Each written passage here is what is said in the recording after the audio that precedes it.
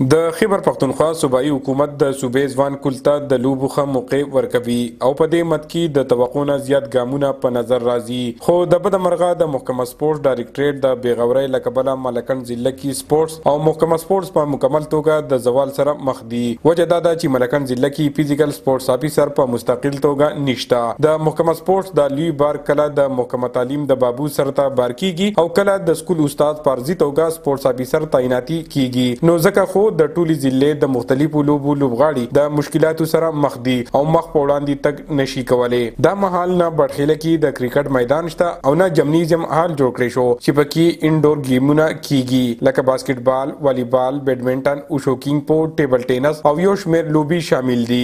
د دلته چې زموږ کم پلیران دي چې هغوی ټیلنټ ډېر زیات کیږي. دلته ډېر فوټبال دی، والیبال دی، هاکي ده، د هغه کلیرانو ټیلنټ ضایع کیږي. زه د وزیر الله صاحب نه او د خپل د منسټر صاحب نه او د پی ټی آی حکومت نه دا درخواست کوم چې دلته موږ له د دې ګروڼو او د سپورټ افسر موږ له ریګولر راکړي. او ځینې لوبې داسې دي چې د هغه سره دلته کیږي نه، لکه سکواش نه کیږي، لامبو دلته کې نشته، سایکل نشته، د دې اسوسییشن او د دې خو باقاعده فنډونه راځي خو هغه نشته دلته کې.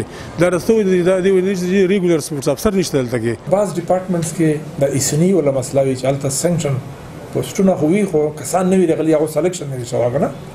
نو ان شاء الله زه به دا سیکټري متعلقه سیکټري سره به زه ټیک اپ کوم او چې دلته مطلب موږ ته مستقل بنیاد باندې یو افیسر راکړي او سپورټس ډېر زیات مطلب د ماشومانو لپاره د ینګ جنریشن لپاره ډېر ضروري شی دی. د ملکنډ لوبغاړو غوښتنه کړې ده چې په محکمه سپورټس کې د سیاسي لاسوهنه ونیول شي او په مستقل توګه د سپورټس افیسر تعیناتي وکړي شي چې لوبغاړو ته راپېښې ستونزې کمې شي. عمران دریاب، خیبر نیوز، ملکنډ.